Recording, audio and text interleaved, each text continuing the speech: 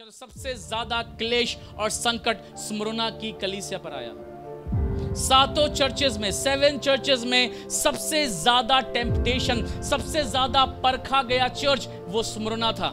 ध्यान से सुनिए, सबसे ज्यादा परखा गया चर्च, सबसे ज्यादा क्लेश में आया चर्च स्मुरना था। धनी होने का मतलब क्या है? स्मुरना के पास सहने की ताकत है।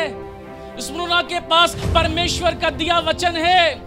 स्मुरना के पास परमेश्वर की दी गई प्रतिज्ञाएं हैं। और जो सबसे मेन पॉइंट है स्मुरना की कलीसिया का, वो मालूम क्या है? जिस पे पूरा जो मेन मैसेज है वो ये है, मालूम आपको? क्योंकि मृत्युंजय की सामर्थ को स्मुरना जान चुका था और पुनरुत्थान पे ये विश्वास करता था, और इसीलिए घबराया नहीं मरने से, क्योंकि इसे मालूम था मर भी गए तो भी कब्र में से जी उठेंगे। चलते हुए व्यक्ति का स्टेटमेंट है, प्रभु का धन्यवाद हो कि उसने मुझे जलने का अवसर दिया कि मैं अपने जीवन से उसकी गवाही दे सकूं। और पॉलीकैप के बारे में आपको बताना मांगता हूं, जो कि यूहन्ना का चेला था, यीशु का डिसाइपल था। इसकी चर्चा बाइबल में तो नहीं मिलती, लेकिन स्मुरना के इतिहास में मिलती है। आज भी 86 वर्ष का है, इनकार नहीं कर रहा है। तभी तो यीशु कह रहा है स्मुरना की कलीसिया, मैं तेरे क्लेश और मैं तेरी दरिद्रता को जानता हूं, परंतु तू बड़ा धनी है, क्योंकि जो तेरे पास है उसको तू छोड़ नहीं रहा है। हालेलुया। ये परमेश्वर के वचन में हम चलेंगे, और आज की सुबह जो शिक्षा है वो है रेवलेशन चैप्टर 2। पिछले हफ्ते भी हमने देखा था, आज हम उसके आगे जा रहे हैं। आज हम देख रहे हैं स्मुरना को संदेश, स्मुरना की कलीसिया को संदेश। प्रकाशित वाक्य उसका 2 अध्याय उसके 8 वचन से। अपनी बाइबल खोलें और आप देखें। प्रकाशित वाक्य उसका 2 अध्याय। रेडी? पीछे वाले रेडी? गुड। स्मुरना की कलीसिया के दूत को यह लिख, स्मुरना के कलीसिया के दूत को यह लिख, जो प्रथम और अंतिम है, जो मर गया था और अब जीवित है, हो गया है, वो यह कहता है। क्या कह रहा है? मैं तेरे क्लेश और दरिद्रता को जानता हूं, परंतु तू धनी है। और जो लोग अपने आप को यहूदी कहते हैं और हैं नहीं, पर शैतान की सभा हैं, उनकी निंदा को भी जानता हूं। जो दुख तुझको झेलने होंगे उनसे मत डर, क्योंकि देखो शैतान तुम में से कुछ को जेल खाने में डालने पर है, ताकि तुम परखे जाओ, और तुम्हें 10 दिन तक क्लेश उठाना होगा, प्राण देने तक। क्या देने तक? पैसा देने तक, रुपया दौलत, गाना गाने तक, बजाने तक, चर्च आने तक। क्या? प्राण देने तक। प्राण देने तक विश्वासी रहे तो मैं तुझे जीवन का मुकुट दूंगा। जिनके कान हो वह सुन ले कि आत्मा कलीसियाओं से क्या कहता है। जो जय पाए उसको दूसरी मृत्यु से हानि ना पहुंचेगी। Amen. Smyrna, the meaning of Smyrna जो है, उसके लिए जो यूनानी शब्द आया है मायर, MYRRH। क्या प्रोनाउंसिएशन एग्जैक्टली करेंगे? हो सकता है गलत कर रहा हूं, बट यूनानी जो है मुझे पढ़नी उतनी नहीं आती है। उसके लिए शब्द आया मायर। इसका मतलब था सफरिंग एंड ऐसी सफरिंग, ऐसा क्लेश जो कि बहुत ज्यादा था, बहुत बड़ा है। ये कलीसिया के सफरिंग को रिप्रेजेंट करता है, कलीसिया के क्लेश को। इधर देखिए, कलीसिया के क्लेश को रिप्रेजेंट करता है स्मुरना का चर्च। स्मुरना का मतलब कलीसिया के, बोलिए चर्च, किसको? क्लेश को, सताव को। पर आज आप देखो, और सताव की प्रिपरेशन नहीं है, बिल्कुल नहीं है। हम जिस एरा में हैं और जिस एरा में हम परमेश्वर का वचन पढ़ रहे हैं, सुन रहे हैं, उस एरा में कलीसियाओं में मैक्सिमम, सबकी बात तो नहीं करता, पर मैक्सिमम कलीसियाओं में क्लेश के लिए कोई तैयारी नहीं है, सताव के लिए कोई तैयारी नहीं है। रैप्चर पे मैसेज सुनना अच्छा है, रैप्चर के लिए प्रिपेयर करना अच्छा है, पर उससे पहले तकलीफ आ गई तो, क्लेश आ गया तो, संडे इबादतें बंद कर दी गई तो, हाँ, आराधना के जगह द्वार बंद कर दिए गए तो। अभी आप तो इजीली सुबह उठते हैं, ब्रश करते हैं, नाश्ता करते हैं और चर्च आते आराधना के लिए। एक समय ऐसा आएगा जब आपको आराधना के लिए जगह ना मिले, आपको आराधना का समय ना मिले, आपके ऊपर पाबंदियां लगा दी जाएं, तो आप क्या करेंगे? क्या चर्च इसके लिए प्रिपेयर है? मुझे लगता है शायद नहीं। चर्च इसके लिए प्रिपेयर नहीं है, चर्च इसके लिए तैयार नहीं है, चर्च इसके लिए जागृत नहीं है कि उसे क्लेश में कैसा बिहेव करना है, सताव में उसका रिस्पॉन्स कैसा होना चाहिए। और यह बहुत गंभीर बात है। आज का वचन जो है वो बहुत गंभीरता का है। चुटकुले कहानी नहीं सुनाऊंगा मैं आज, क्योंकि जब मैं इन वचनों को पढ़ रहा था, विश्वास करो मैं रो रहा था।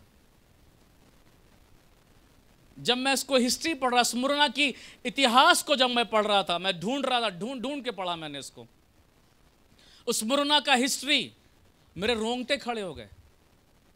मैंने सोचा ये संदेश बहुतों तक तो पहुंचा ही नहीं प्रभु आज भी।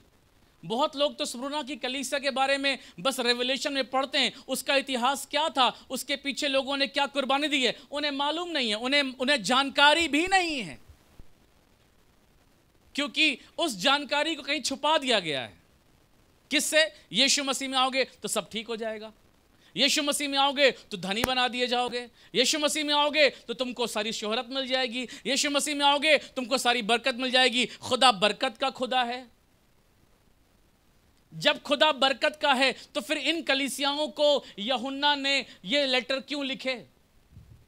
यूहन्ना ने ये संदेश इन कलीसियाओं को क्यों भेजा? Why it is written in the Bible, in Revelation, जो कि बाइबल की सबसे अंतिम किताब है। अंतिम, शुरुआत में नहीं है। शुरुआत में सब चीजें ब्लेसेड हैं। परमेश्वर ने बनाया, और पृथ्वी बनाई, कहा अच्छा है, और समुद्र बनाया, कहा अच्छा है, चिड़िया बनाई और जानवर बनाए, कहा अच्छा है, सब कुछ अच्छा है। लेकिन जब आप इस किताब के आखिरी में आते हो, रेवलेशन में आते हो, प्रकाशित वाक्य में आते हो, तो सब कुछ अच्छा नहीं दिख रहा है आपको। सताव है, क्लेश है, दुख है। हमें उसके लिए प्रिपेयर होना है चर्च। हमें कमजोर बिलीवर नहीं बनना है, हमें कमजोर विश्वासी नहीं बनना है जो सिर्फ आशीष के लिए भूखा है और मरा जा रहा है। पर हमें अगर मरना है प्राण देने तक, तो विश्वासी बने रह करके मरना है। आमीन। प्रभु के लिए फेथफुल रह करके मरना है। मैं परमेश्वर का बहुत धन्यवाद करता हूं। प्रेरितों के मर जाने के बाद जो कलीसिया पर क्लेश आया, संकट आया, आपको बताना चाहता हूं, सबसे ज्यादा क्लेश और संकट स्मुरना की कलीसिया पर आया। 7 चर्चेज में, 7 चर्चेज में सबसे ज्यादा टेम्पटेशन, सबसे ज्यादा परखा गया चर्च वो स्मुरना था। ध्यान से सुनिए, सबसे ज्यादा परखा गया चर्च, सबसे ज्यादा क्लेश में आया चर्च स्मुरना था, जिसकी चर्चा हम प्रकाशित वाक्य में कर रहे हैं, जिसे हम पढ़ रहे हैं। और यीशु इससे बात कर रहा है, जो प्रथम और अंतिम है, जो मर गया था अब जीवित है, यानी यीशु मसीह। वो ये कह रहा है, मैं तेरे क्लेश और दरिद्रता को जानता हूं, परंतु तू धनी है। मतलब क्या है? कि क्लेश में भी तू परमेश्वर में बना हुआ है। हालेलुया। क्लेश में भी परमेश्वर पे बना हुआ है, क्लेश में भी तू परमेश्वर की बातों में बना हुआ है, क्लेश में भी तू सुसमाचार में बना हुआ है, क्लेश में भी, दरिद्रता में भी। आप मुझे बताओ, ये कैसे संभव है कि किसी व्यक्ति को मैं कहूं तुम दरिद्र हो, तुम कंगाल हो, और फिर मैं कहूं तुम धनी भी हो? कैसे संभव है ये? पर यहां धनी होने का जो मतलब है वो बिल्कुल डिफरेंट है चर्च। हालेलुया। धनी होने का मतलब क्या है? स्मुरना के पास सहने की ताकत है, स्मुरना के पास परमेश्वर का दिया वचन है, स्मुरना के पास परमेश्वर की दी गई प्रतिज्ञाएं हैं। और जो सबसे मेन पॉइंट है स्मुरना की कलीसिया का, वो मालूम क्या है? जिस पे पूरा जो मेन मैसेज है वो ये है, मालूम आपको? क्योंकि मृत्युंजय की सामर्थ को स्मुरना जान चुका था और पुनरुत्थान पे ये विश्वास करता था, और इसीलिए घबराया नहीं मरने से, क्योंकि इसे मालूम था मर भी गए तो भी कब्र में से जी उठेंगे। हालेलुया। आपको पता, जो सबसे पहला बिशप हुआ यूहन्ना के बाद, मैं आपको आज 3 एग्जाम्पल बताऊंगा। ये 3 एग्जाम्पल बाइबल में नहीं मिलेंगे आपको, ये स्मुरना चर्च की हिस्ट्री में मिलेंगे आपको, इतिहास में मिलेंगे आप। और जब ये तीन लोगों के बारे में आपको बता रहा हूं, आपके रोंगटे खड़े हो जाएंगे और आप जरा से प्रभु से प्यार करते हो सकता है आप रोए भी, अगर आप महसूस कर पाओ स्पेन को। In the time of Smyrna, उस समय में एक परमेश्वर का एक दास हुए, बिशप हुए उस कलीसिया के, जिनका नाम था Polycarp was a bishop of that church. 86 years old, 86 वर्ष का एक बिशप स्मुरना की कलीसिया को उस जगह का था, उसका नाम पॉलीकार्प था। 86 years old, 86 साल का बिशप, यीशु से प्यार करने वाला, यीशु की सेवा करने वाला, कलीसिया के प्रति समर्पित, कमिटेड। हम समर्पित होते हैं तो कितना समर्पित होते हैं? बहुत होता है तो हम बपतिस्मा ले लेते हैं, बहुत होता है तो हम ईमानदारी से दशमांश दे देते हैं, बहुत हुआ तो हम 2 घंटे हम चर्च में या एक्स्ट्रा टाइम हमने दे दिया। इससे ज़्यादा क्या समर्पण है? बहुत ध्यान से आज का संदेश आप सुने, इससे ज़्यादा आपका क्या समर्पण है? पर पॉलीकार्प जिसकी मैं बात कर रहा हूं, ये जो पहली सदी का बिशप हुआ यूहन्ना के बाद, क्योंकि यूहन्ना का ये अपना चेला था, ओन डिसाइपल पॉलीकार्प, 86 वर्ष की आयु में। आपको पता, यह आज्ञा हुई उस समय में वहां पे कि पॉलीकार्प को ला करके जिंदा जला दिया जाए, जिंदा उसे जला दिया। 86 years old बिशप, उसको जिंदा जला दिया जाए। आपको मालूम है पॉलीकार्प के पास जब सिपाही आए उसे पकड़ने के लिए, ले जाने के लिए, तो उसको सिर्फ एक स्टेटमेंट कहना था। उससे कहा गया कि तुम सिर्फ इतना कह दो, पॉलीकार्प तुम सिर्फ इतना कह दो, क्योंकि वहां के लोग उसको प्यार भी करते थे। पॉलीकार्प से कहा तुम सिर्फ एक स्टेटमेंट बोलो। वो स्टेटमेंट मालूम क्या? कि मैं नासरत के यीशु को नहीं जानता। पॉलीकार्प से बोला कि तुम सिर्फ इतना स्टेटमेंट बोल दो, अपने मुंह से बोल दो कि तुम नासरत के यीशु को नहीं जानते। आपको पता पॉलीकार्प का आंसर क्या था? पॉलीकार्प ने कहा, उसको मैंने लिखा है, वो रिटर्न आपको अगर आप ढूंढेंगे, सर्च करेंगे तो आपको मिलेगा। उसने कहा जिसकी सेवा मैंने 86 वर्षों तक की, बचपन से जोड़ रहा है, माँ के गर्भ से प्रभु चुनता है ना। हालेलुया, आमीन। हम बड़े होकर सेवक बनते हैं, बड़े होकर टीम में आते हैं, बड़े होकर सेवा करते हैं, पर हमारा चुनाव माँ के गर्भ से होता है। कभी चर्च भूलना नहीं इस बात को। आमीन। हालेलुया। चुनाव चर्च नहीं करता है, चुनाव परमेश्वर करता है। आमीन। बगल बोलो, माँ की गर्भ से प्रभु ने आपको चुना है। कभी निराश मत होना। Hallelujah, in the name of Jesus. उसने पॉलीकार्प ने कहा कि जिसकी सेवा मैंने 86 वर्षों तक की, उसके लिए अपने शरीर का मैं कैसे इनकार कर दूं। 86 वर्ष में, 86 वर्ष में जो मैंने पाया है, उसे मैं एक क्षण के लिए एक लाइन बोल करके कैसे इनकार कर दूं। जब मैंने इसको पढ़ा, मैंने कहा खुदा बाप, पता नहीं कितनी बार हम लोग इनकार कर देते हैं परमेश्वर का, पता नहीं कितनी बार। पर एक 86 साल का बुजुर्ग चेला जो कि बिशप है, एक ऊंचे ओहदे पर है, कलीसिया उससे प्यार करती, कलीसिया उसके लिए प्रार्थना कर रही है, वो कह रहा है मैं जिस परमेश्वर की मैंने 86 वर्ष तक सेवा करी है, उसका मैं इनकार कैसे कर दूं। और आपको पता, उसे ले जाया गया जलाने के लिए, और आपको पता उस पे जलाने का ऑयल डाल करके उसको नीचे से बर्न कर दिया गया, नीचे जिंदा जला दिया गया। आपको पता, जब उसका नीचे जला के जब उसका पहला हिस्सा नीचे का कमर तक जल गया, आपको पता वो चीख और चिल्ला नहीं रहा था। गॉड्स ग्रेस को देखिए, यहां पे वो चीख और चिल्ला नहीं रहा था, परंतु मरते वक्त उसका स्टेटमेंट था जो आज भी रिकॉर्डेड है। मरते वक्त उसने कहा, प्रभु का धन्यवाद हो। जलते हुए व्यक्ति का स्टेटमेंट है, प्रभु का धन्यवाद हो कि उसने मुझे जलने का अवसर दिया कि मैं अपने जीवन से उसकी गवाही दे सकूं। हालेलुया, आमीन। हम और आप होते तो क्या करते? अगर मुझे और आपको पता चलता कि मुझे यीशु के लिए मरना है, तो हम क्या करते? 10 दिन उपवास प्रार्थना, बोलते मौत टल जाए यीशु के नाम में, यही दुआ करते। सच्चाई बता रहा हूं मैं आपसे। दुनिया जहां में प्रेयर रिक्वेस्ट सेंड कर देते हैं हम, इसको मैसेज उसको मैसेज, दुनिया भर के ग्रुप में छोटी छोटी प्रॉब्लम के लिए पता नहीं कहां कहां मैसेज सेंड कर देते हैं हम, घबरा जाते हैं।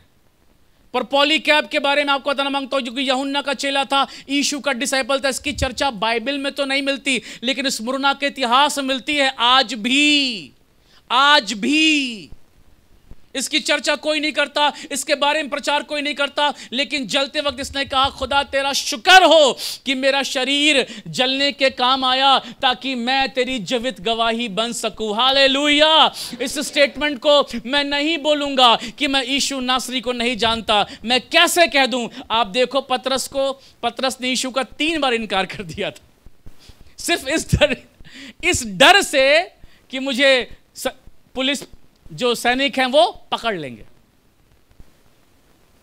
जवान पतरस ने इनकार किया था, यंग पीटर, जवान पतरस इनकार कर दे रहा है, बूढ़ा पॉलीकैब इनकार नहीं कर रहा है, 86 वर्ष का है, इनकार नहीं कर रहा है।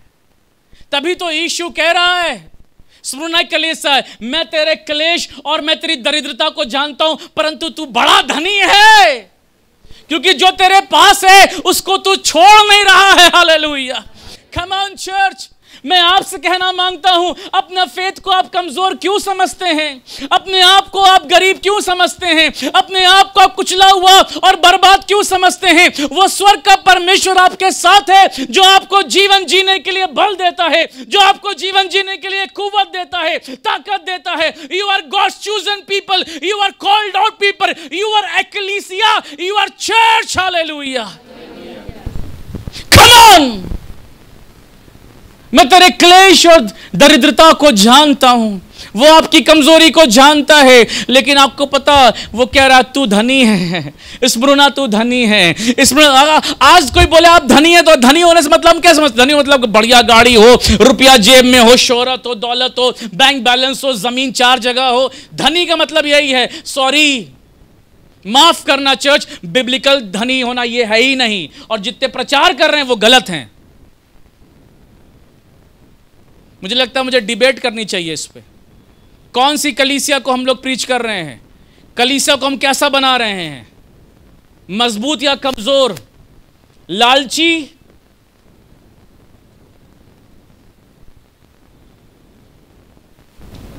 मैं बोलूं, अगले संडे में प्रार्थना करूंगा सबका सोना बढ़ेगा, सब लोग सोना पहन के आना। आप मुझे बताओ, आप सोना पहन के आओगे? अभी तो कह रहे हो नहीं, लेकिन हमारे रांची में ही एक जगह पे ऐसा हुआ, हमारे रांची शहर में ऐसा हुआ। एक प्रचारक प्रीच करने के लिए आए, अच्छी खासी मीटिंग चल रही थी, एकदम सही, कोई कहानी आनी सुन के नहीं आप बताता मैं, एकदम जब तक उसका प्रमाण ना हो मेरे पास। 3 दिन की मीटिंग थी, अच्छी खासी भीड़ थी, 500-700 लोग होंगे वहां पे। मीटिंग के 3rd डे उन्होंने कहा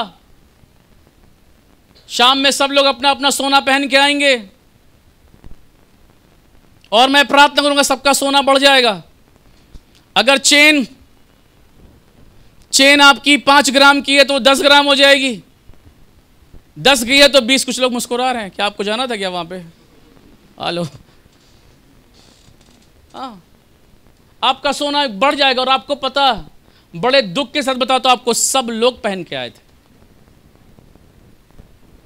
सब लोग पहन के गए थे अपना सोना। जिन्होंने बरसों से अपना तिजोरी भी नहीं खोला था, वो भी तिजोरी खोल खोल के शादी वाला निकाल के पहन के गए थे कि आज हमारा सोना बढ़ जाएगा। किसी का नहीं बढ़ा, किसी का नहीं बढ़ा। आप बताओ, ऐसे प्रचार कलीसिया को, लोगों को लालची बनाएंगे या विश्वासी बनाएंगे? लालची बनाएंगे। और बाइबल में तो लिखा है लालची तो स्वर्ग जाएगा नहीं। हम कौन से एरा में जी रहे हैं? दुनिया जहां की गलत शिक्षाएं यूट्यूब पे भरी पड़ी हैं। और अमेजिंग बात क्या थी, उस मीटिंग का जो ऑर्गेनाइजर था, जो प्रभु के दास थे, वो इसको बहुत इनकरेज कर, बोले प्रेज द लॉर्ड, हालेलुया, शाम को सब लोग सोना पहन के आएंगे, सबका सोना बढ़ेगा, प्रेज द लॉर्ड, हाले, मेरी बीवी को पहनाओ, वो भी पहन के आएगी, उसका ही बढ़ जाएगा। किसी का सोना नहीं बढ़ा। एक प्रचारक और आए थे हमारे रांची में, वो कह रहे थे आप सब जितने यहां बैठे हैं सब परमेश्वर हैं, ऑल आर गॉड्स, आप सब गॉड हैं, गॉड से अपने आप को कोई कम ना समझे। बाइबल में एक वचन लिखा है बस, आप ईश्वर है, छोटा जी वहां इस्तेमाल हुआ, इंग्लिश में small G, not capital G. परमेश्वर के लिए हमेशा कैपिटल जी इस्तेमाल होता है। वहां पे हमारे मनुष्यों के लिए लिखा तुम ईश्वर हो, वो स्मॉल जी है। एक वचन पढ़ के वो प्रीच कर रहे थे, तुम गॉड हो, तुम ईश्वर के तुल्य हो। मैंने कहा लगता है इन्होंने लूसीफर का अंजाम नहीं देखा। उसने भी यही कहा था कि मैं ईश्वर के तुल्य हो जाऊंगा। रॉन्ग प्रीचिंग्स की भरमार लगी है, विदाउट कॉन्टेक्स्ट। कोई कॉन्टेक्स्ट नहीं है, कहीं से पढ़कर कुछ भी प्रचार करो, कुछ भी बता दो, कुछ भी खिला दो, कुछ भी सिखा दो। और लोग ऐसे मूर्ख हैं जो बाइबल, इसीलिए मैं कहता हूं वर्शिप सेंटर एक बाइबल आधारित कलीसिया है। हम बाइबल पे जोर देते हैं, हम बाइबल को पढ़ते हैं और हमारा हर संदेश बाइबल से ही होना चाहिए। हालेलुया। Don't be influenced. आप बहुत ज्यादा इन्फ्लुएंस किसी से ना हो, किसी को आप बहुत ज्यादा रिसीव तुरंत मत कर लो, पहले परखो तो। देखो, फॉलो करने में कोई दिक्कत नहीं है, लेकिन जिसको आप फॉलो करते हैं कभी उसकी स्टडी भी तो करो। आप दुनिया पीछे जा रही है, हम भी जाएंगे, ये तो गलत हो जाएगा। दुनिया जो कर रही है हम भी करेंगे, तब तो फिर दिक्कत हो जाएगा। याद रखना, सकरा है वो मार्ग जो जीवन को पहुंचाता है, और बहुत थोड़े हैं, बहुतेरे नहीं हैं। चौड़े मार्ग में कितने हैं? चर्च कितने हैं चौड़े मार्ग में? बहुतेरे हैं, बहुतेरे हैं। सकरे मार्ग में कितने हैं? थोड़े।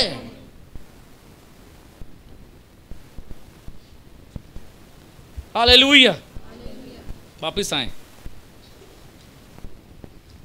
मैं तेरे क्लेश, 9 वचन, मैं तेरे क्लेश और दरिद्रता को जानता हूं, परंतु तू धनी है। हालेलुया। इधर देखिए, एक बहन की आपको मैं और टेस्टिमनी शेयर कर, दो टेस्टिमनी और शेयर करूंगा आपको। एक सिस्टर थी उस समय में, सुमरना की कलीसिया के टाइम में जब क्लेश आया, एक बहन थी, उसका नाम का जिक्र तो नहीं है, पर उस बहन की गवाही जरूर है। उसको एक देवी को वर्शिप करने के लिए बोला गया।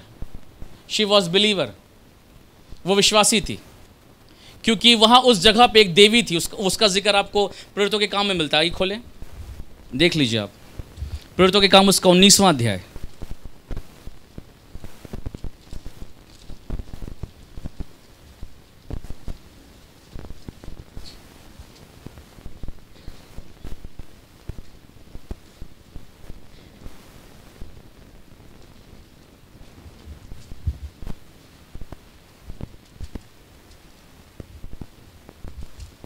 और हम पढ़ेंगे उसके 35 वचन को, 35, 19 अध्याय 35, देखिए वचन में।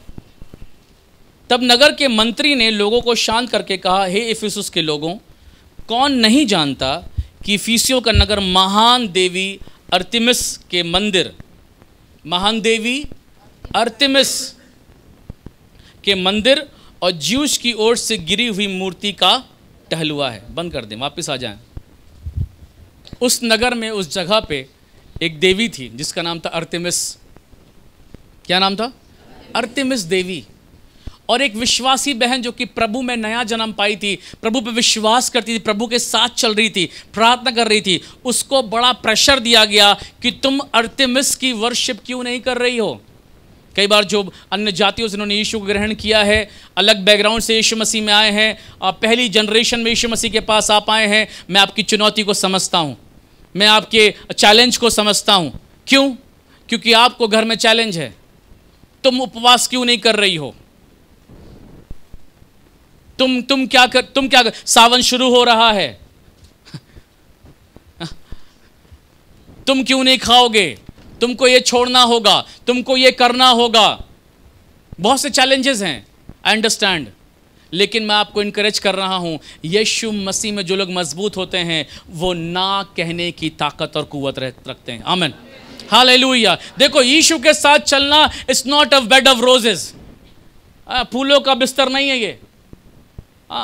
प्रभु आशीष देता है, अनुग्रह करता है, वो सब चीजें ठीक हैं, पर इसके लिए, क्लेश के लिए हमें प्रिपेयर रहना है। एक मजबूत कलीसिया तभी बनती है जब वो हर तरीके से ग्रो करती है। आमीन, उसका हर तरीके से विकास होता है।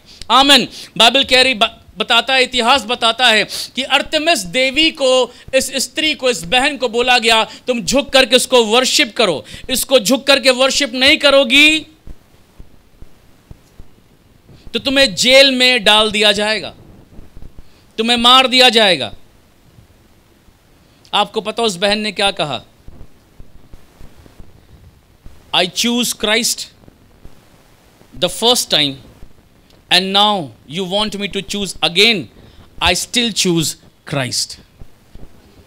मैंने सबसे पहले यीशु का चुनाव किया था, मसीह का चुनाव किया था, पर तुम सब चाह रहे हो आज भी मैं ये चुनाव करूं कि मुझे अर्तिमिस देवी और मसीह में किसका चुनाव करना है, तो मैं आज भी, मेरा चुनाव मसीह होगा। Hallelujah, hallelujah. बहनों, मैं आपको उत्साहित करता हूं, आपका चुनाव क्या होता है? आप अपने जीवन में जब दो रास्तों पर आते हैं, आप किस चीज का चुनाव करते हैं? क्या यीशु का चुनाव आप करते हैं? परमेश्वर के वचन का आप चुनाव करते हैं? मैं आपसे पूछना मांगता हूं जवानों, मैं आपसे पूछना मांगता हूं बहनों कलीसिया की, माओ कलीसिया की, जब आपके जीवन में वो मोड़ आता है, जब आपको चुनाव करना है, तब आपका चुनाव कैसे होता है? किसी दोस्त के कहने पर, किसी बहन के कहने पर, किसी भाई के कहने पर, या परमेश्वर के वचन के अनुसार, या परमेश्वर के वचन से आप सीख लेते हैं, या परमेश्वर के वचन को आप प्राथमिकता देते हैं? और मैं आपसे कहना मांगता हूं, इस बहन ने कहा सबसे पहले भी मैंने मसीह को चुना था, और आज जब मुझे मारने के लिए, ले जाने के लिए पूरी टीम यहां पहुंच गई है, तब भी मेरा चुनाव मसीह ही होगा। हालेलुया। मुझे मालूम है चाहे मैं मर भी जाऊं, क्योंकि स्मुरना की कलीसिया यह जानती थी कि पुनरुत्थान है, जो मर भी जाएगा वो आसमान में जिएगा यीशु के साथ। हालेलुया। ये उनका पेट्रोल था, ये उनकी ताकत थी। जब आपको पता होता है कि आप यीशु के साथ स्वर्ग में रहेंगे, तो आप धरती की समस्याओं से घबराते नहीं हैं, तब आप इन पीड़ाओं से चिंता नहीं करते हैं, तब आप थोड़े से पैसों की दिक्कत में रोते नहीं हैं, क्योंकि आपको मालूम होता है एक दिन ऐसा आएगा जब मैं अपने बाप के साथ आसमानों में रहूंगी और रहूंगा। हालेलुया। थैंक यू फादर, तेरा धन्यवाद यीशु राजा। Thank you Jesus. प्रभु तेरे नाम की स्तुति हो। उसे जेल में डाल दिया गया मार देने के लिए। बात यही खत्म नहीं हुई। दो सगी बहनें थीं, उनके भी नाम का जिक्र नहीं मिलता इतिहास में, लेकिन दो सगी बहनें थी। जितनी भी गवाहियां आज बांट रहा हूं मैं आपके साथ, मेरी प्रार्थना आप इसको सुन करके आपका फेथ स्ट्रांग हो मसीह पे, और आप तकलीफ उठाने के लिए तैयार रहें, स्ट्रांग मसीह बने। हालेलुया। और संसार की दौलत से प्यार ना करें, आप कुछ भी लेकर नहीं जाएंगे आप, न जमीन का टुकड़ा, न गाड़ी, न घोड़ा, न हाथी, न बैल, सब यहीं छूट के जाना है। Charm is deceptive, beauty charm ये सब डिसेप्टिव है, धोखा देने वाला, खत्म हो जाएगा। आज आप सुंदर दिख रहे हैं, 25 साल बाद मिलना देखूंगा। अभी सारी दाढ़ी काली है, 20 साल मिलना फिर देखूंगा। अभी 6 पैक बनाया जिम जा करके, बेटा 60 साल में मिलना तब देखूंगा कितने पैक हैं। सारे 6-8 पैक फैमिली पैक बदल चुके होंगे। अभी दिन में जो 36 बार आईना देखती हो, 50 साल के बाद आईना देखना, 36 से सीधा कम या 6 पे आ जाओगे आप। सच बता रहा हूं मैं आपसे, ये शरीर खत्म हो जाएगा, आत्मा जीवित रहेगी। हालेलुया। परमेश्वर के साथ उसके राज्य में 2 बहनें थीं, इनको भी आके पकड़ लिया गया, बोला कि तुमको वर्शिप करनी है देवी की। इन्होंने कहा नहीं, हम नहीं करेंगे। इन्होंने कहा पकड़ लो इनको, दोनों को पकड़ के जेल में डाल दिया गया। बोला तुम लोग जल्दी से इनकार कर दो,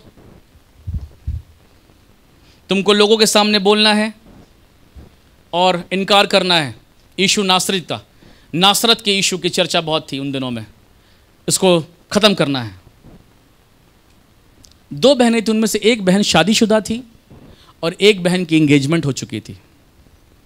एक बहन शादीशुदा थी और एक बहन की एंगेजमेंट हो चुकी थी। आपको पता, उनको प्रेशर में डालने के लिए, जब उनको जेल में पकड़ा गया, प्रेशर में डालने के लिए उन दोनों बहनों के मम्मी पापा को ले आया गया। एक बहन जिसकी शादी हो चुकी थी, उसका एक बच्चा हुआ था, उस बच्चे को भी लाया गया। उसके हस्बैंड को लाया गया। जिसकी मंगनी हो चुकी थी, उसके मंगेतर को भी ले आया गया, ये प्रेशर डलवाने के लिए कि ये इनको बोलो कि ये यीशु का ये इनकार करें।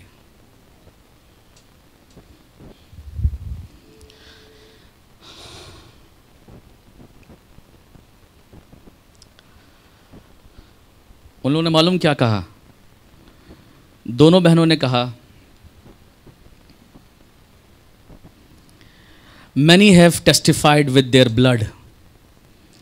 कई लोगों ने अपने खून से यीशु की गवाही दी है। Why do we testify only with our mouth? हम अपने सिर्फ मुंह से ही गवाही देने वाले क्यों ठहरे? समझ में आया मैंने क्या बोला? उन दोनों बहनों ने कहा, मालूम क्या, जब उनके माता पिता सबको खड़ा कर देगा, बोलो नहीं तो इनको भी मार देंगे।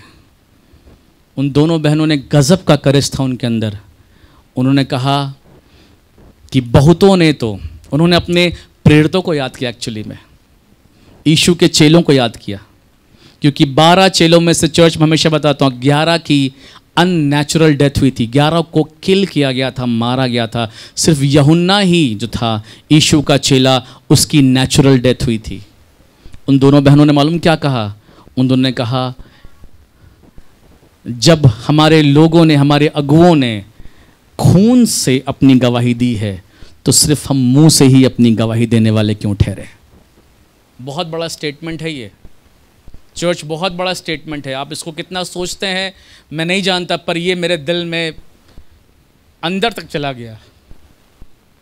मुंह से हम कितनी बड़ी बड़ी बातें कहते हैं, यहाँ पे जब आते हैं हम कितनी बड़ी बड़ी गवाहियाँ देते हैं, परमेश्वर ने ये कर दिया, प्रभु ने वो कर दिया, प्रभु ने ऐसा बना दिया, प्रभु ने ऐसा कर दिया। इट इज गुड, पर क्या हमारी गवाहियाँ सिर्फ मुंह की हैं? क्या हमारी गवाहियाँ सिर्फ वर्ड्स की हैं? क्या हमारी गवाहियाँ सिर्फ गीत की हैं? क्या हमारी गवाहियाँ सिर्फ कहने के लिए हैं कि हम क्या ऐसा जीवन भी जीते हैं? क्या अपनी लाइफ से हम ऐसा प्रेजेंट करते हैं? क्या हमारी लाइफ से लाइफ कैसा प्रेजेंटेबल है? मैं हमेशा कहता हूं, यीशु के साथ चलना मुश्किल है। जब भी निर्णय करना तो प्रार्थना के साथ करना, सोच समझ के करना, क्योंकि यीशु मसीह में नो टर्निंग बैक है। पीछे जाने वाला यीशु के राज्य के लिए नहीं है। हल पर हाथ रखकर पीछे देखने वाला परमेश्वर के राज्य के लिए नहीं है। हमारी गवाहियां सिर्फ मुंह से नहीं होनी चाहिए, पर हमारी गवाहियां हमारी जीवन शैली से होनी चाहिए, हमारी लाइफ स्टाइल से होनी चाहिए, हमारे चरित्र से होनी चाहिए। हमारा जीवन बताए कि यीशु के लिए हम जीते हैं। जब आप दुनिया में जाओ तो लोग कहें ये बेटी यीशु के लिए जीती है, माँ बाप कहें मेरा बच्चा यीशु के लिए जीता है, पति कहे मेरी पत्नी यीशु के लिए जीती है, माता पिता अपने बच्चों के लिए कहें ये मेरे बच्चे यीशु के लिए जीते हैं। और मेरी तो प्रार्थना है खुदा से, मेरी तो दुआ है कि वर्शिप सेंटर चर्च से मुंह से गवाही देने वाला कलीसिया ना ठहरे, पर यीशु के लिए जीवित गवाही देने वाला कलीसिया ठहरे। Hallelujah, in the name of Jesus. सब लोगों ने बहुत प्रेशराइज किया। आपको पता, इस कंडीशन में लेटर लिखे जा रहे हैं। हर लेटर लिखने के पीछे उसका इतिहास है। कोई कुछ भी बता देता आकर के। प्रकाशित वाक्य में विशेष चर्चा करेंगे, इतिहास की कोई चर्चा ही नहीं करता है। मुझे बड़ा दुख होता है जब लोग बाइबल को आधा एक्सप्लेन करते हैं, आधी साइड बताते हैं। यीशु मसीह में भरपूरी का जीवन है, आमेन, पर यीशु मसीह में क्लेश भी है, आमेन। यीशु मसीह में सब लोग चंगे होते हैं, सारे रोग चंगे होते हैं, पर यीशु मसीह में भी ऐसा भी समय आता है जब खुदा मौत से बचाता नहीं है। हम और आप पॉलीकार्प की जगह होते तो क्या करते? कमरा बंद करके घुटना टेक के प्रार्थना करते, प्रभु बचा ले। कैंसिल करते, मृत्यु को कैंसिल। कितने लोग कैंसिल करते? I cancel death, I cancel. Polycarp ने कैंसिल नहीं किया। हेलो, इन बहनों ने कैंसिल नहीं किया। इन्हें तो कैंसिल की शायद स्पेलिंग भी नहीं आती होगी, अंग्रेजी थी नहीं उस समय में। Praise the Lord. ना कोई बड़ा प्रीचर था कि गॉड टीवी देख लेते। हेलो चर्च, बगल बोलो आप सुने ऐसे संदेश ध्यान से। किस युग की बात कर रहा हूं मैं? यूट्यूब नहीं था। हेलो, पंजाब भी नक्शे में कहीं नहीं था जहां से लोग वचन सुन के आशीष पाते। गॉड टीवी नहीं था, फेसबुक नहीं था। इनके पास बड़े प्रचारकों की फौज नहीं थी। ये किसी बड़े प्रचारकों को फॉलो नहीं करते थे। इन्होंने कोई थियोलॉजी वियोलॉजी नहीं पढ़ी थी। ये किसी बाइबल कॉलेज नहीं गए थे। इनके पास सुंदर सुंदर चर्चेस भवन नहीं थे।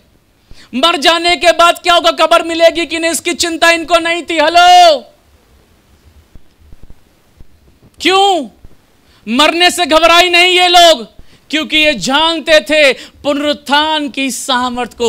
इनके अंदर चेलों ने ये बात ठूंस दी थी, यीशु मसीह मारा गया, गाड़ा गया और तीसरे दिन मुर्दों में जी उठा है। इनके अंदर ये बात बैठ गई थी, ओ चाहे मर भी जाएं पर अब्दियत की जिंदगी तो हमारी है। हालेलुया।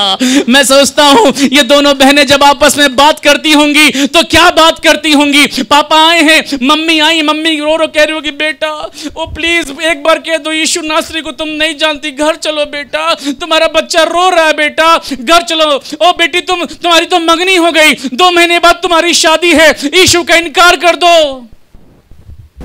व्हाट अ करेज।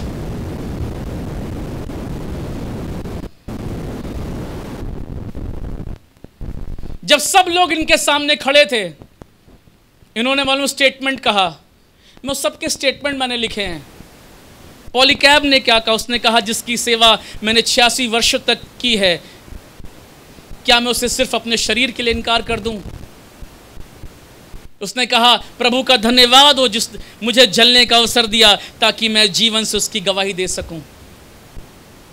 उस बहन ने जिसे जेल खाने में डाल करके मार दिया गया, उसने कहा मेरा पहला चुनाव भी मसीह यीशु था, और जब अब दूसरी बार चुनाव की बारी आई है कठिन परिस्थिति में, तो मेरा चुनाव यीशु ही होगा। हालेलुया। और जब इन दोनों की बात आई, मालूम उन्होंने क्या कहा? What can you bring that compares with Christ? तुम ऐसा क्या लाओगे जो मेरे मसीह से कंपेयर कर सके? हालेलुया। नहीं समझे आप? तुम ऐसा क्या लाओगे?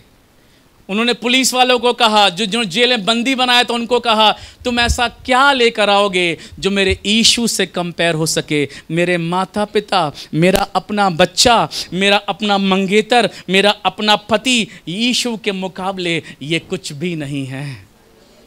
हालेलुया। Hallelujah church. मैं आपको बता नहीं सकता कितना ज्यादा मैं भरा हूं इन वचनों से, बहुत ज्यादा, बहुत ज्यादा। As a result what happened, क्या हुआ इनके साथ?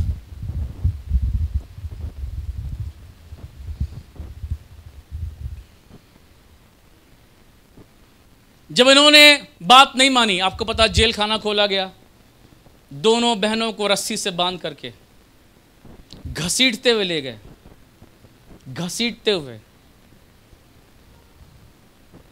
और भूखे शेरों को एक जगह उन्होंने बंद कर रखा था। भूखे शेरों को, 20 को, भूखे शेरों को, और भूखे शेरों के सामने घसीटते हुए उन दोनों बहनों को डाल दिया गया, और शेरों ने उन दोनों बहनों को खा लिया जिंदा। और आशीष की बात मालूम क्या है कि जब इन्हें घसीटते हुए ले जाया जा रहा था तो ये दोनों यीशु के महिमा के गीत गाते हुए जा रहे थे।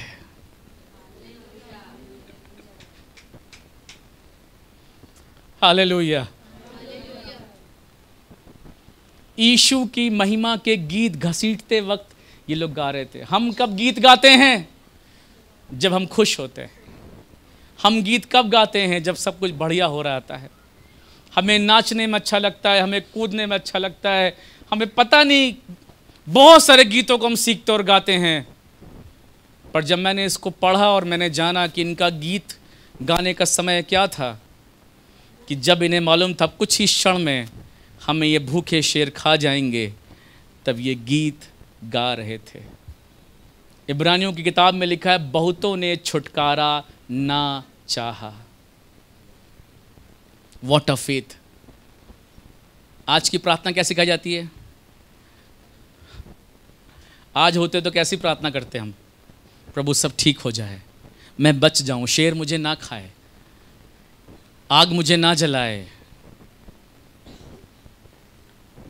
और अगर मैं ये कहूं खाना हो तो खा ले, जलाना हो तो जला ले, क्योंकि मुझे मालूम है मेरी ज़िंदगी तो यहाँ ख़त्म होगी पर मेरे बाप के साथ हमेशा बनी रहेगी, कभी ख़त्म नहीं होगी। जिस मसीही का ये विश्वास हो जाएगा कि उसकी ज़िंदगी कभी ख़त्म नहीं होगी, मैं आपसे सच कहता हूँ आप अपने दुखों से दुखी नहीं होंगे। अभी तो बहुत थोड़ा बताया मैंने आपको, ऐसी ऐसी गवाहियाँ मैंने पढ़ी हैं, ऐसे ऐसे इतिहास स्टडी किया है। मैं उनको बताऊं तो शायद ये संदेश ही ख़त्म ना हो और मैं बस रोता रहूं। थोड़ी सी आराधना में हम थक जाते हैं, चर्च बहुत दूर है, कितनी बार आराधना करेंगे, कितना देर हमें बैठा रहना पड़ता है, कितना देर हम हाथ उठाएं, कितना बार हम प्रभु के लिए दें, कितना पादरी साहब को देना पड़ता है। प्रभु, अरे यार इनसे मिलो। ये कैसे लोग थे जिनका सब कुछ यीशु नासरी का था। Hallelujah, hallelujah. आपको पता, स्मुरना ने इतना बड़ा क्लेश, ये तो कुछ गवाहियां हैं, पूरे स्मुरना ने क्लेश झेला, पूरे स्मुरना ने, पूरी कलीसिया ने। पर इतने बड़े क्लेश के समय को उन्होंने पार कर लिया, पार कर लिया। उसके पीछे सिर्फ एक ही राज था, वो राज था क्योंकि वो मृत्युंजय की सामर्थ को जान चुके थे, रिजरेक्शन को, पुनरुत्थान को जान चुके थे, और जान चुके थे कि उनका यीशु नासरी उनको कब्र से बाहर निकाल लेगा, क्योंकि इन्होंने यीशु की कब्र को खाली पाया था। दैट्स वाई ये कुर्बान होने से नहीं घबराए, क्योंकि ये जान रहे थे जैसे नासरी कब्र से बाहर आ गया वैसे ये भी कब्र से बाहर आ जाएंगे। हालेलुया। एक्चुअली में ऐसे ही लोग कब्र से बाहर आएंगे। जो दारू पी के, पाप करके, व्यभिचार करके, 4 पत्नी करके मर गया है, उसके नाम के आगे लिख गया स्वर्गीय। सॉरी, स्वर्गीय नहीं है वो। यीशु जब आएगा तो वो ज़िंदा नहीं होगा, पर ज़िंदा वो होंगे जो यीशु के लिए यीशु मसीह में मरे। हालेलुया। आइए अपनी आंखों को बंद करें और हम प्रार्थना करें।